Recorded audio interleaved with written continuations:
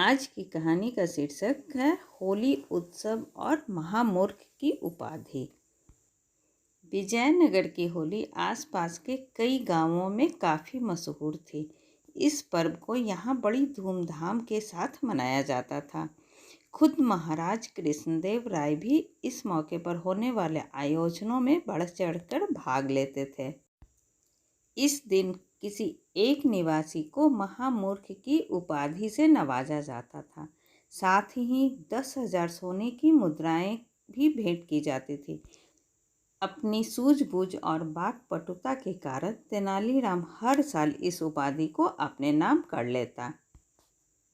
सभी दरबारियों ने मिलकर तय किया कि इस साल किसी भी कीमत पर तेनालीराम को यह उपाधि नहीं लेने देंगे।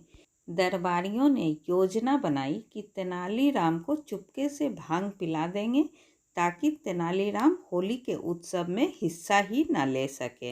होली कार्यक्रम का आयोजन इस साल एक खास बगीचे में हुआ था। वहाँ खूबसूरत सजावट के साथ ही होली खेलने वाले लोगों के लिए रंग इत्र से तैयार गुलाल और तरह तरह के पकवान रखे गए थे। उत्सव की शुरुआत महाराज की घोषणा के साथ हुई, जिसमें महाराज ने कहा कि सभी दिल खोलकर खाएं पिएं और होली खेलें। साथ ही इस बात का भी ध्यान रखें कि किसी भी दूसरे व्यक्ति को उनसे कोई तकलीफ ना हो।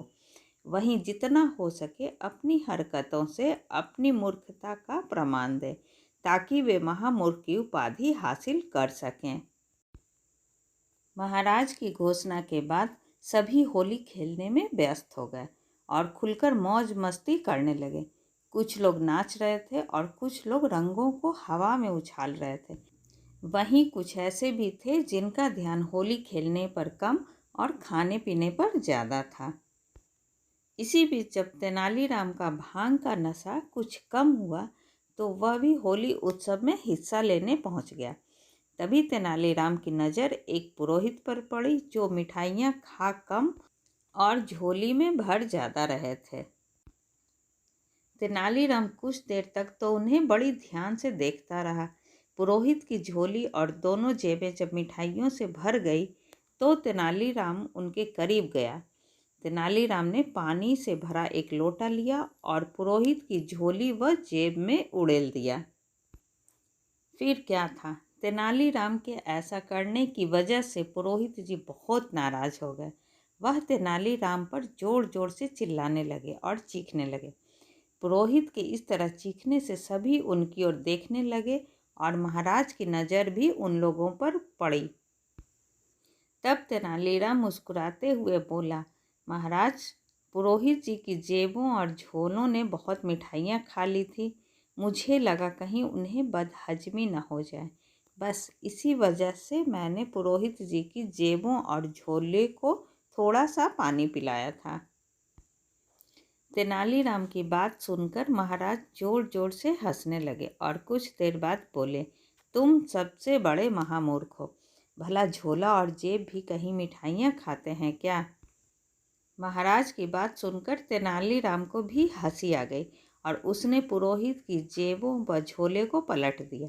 ऐसा करते ही सारी बर्फ़ी और मिठाइयाँ घास पर गिर गई। पुरोहित जी भी अपने किए पर बहुत शर्मिंदा हुए। देखते ही देखते वहाँ मौजूद सभी लोग जोर जोर से हंसने लगे। तभी तेनालीराम ने महाराज से पूछा कि क्या आपने मुझे महामूर्ख कहकर पुकारा? वहीं तेनालीराम ने वहाँ मौजूद अन्य दरबारियों से भी यही पूछा, क्या आप सबको भी मैं महामूर्ख लगता हूँ? तब सभी ने एक स्वर में कहा, तुमने जो अभी हरकत की वह महामूर्ख वाली ही है। बस फिर क्या था, हर साल के जैसे ही इस साल भी होली के मौके पर दी जाने वाली महामूर्ख की उपाधि चालाक और चतुर तेनालीराम को ही मिली। साथ ही उसे 10,000 स्वर्ण मुद्राएं भी दी गईं। इस कहानी से हमें यह सीख मिलती है कि विपरीत परिस्थिति में भी यदि व्यक्ति बुद्धि और समझदारी से काम ले तो जीत जरूर मिलती है। ऐसी ही अच्छी और ज्ञानवर्धक कहानी सुनने के लिए प्लीज़ मेरे चैनल को सब्सक्राइब ज़रूर करें। तब तक के लिए बाय बाय।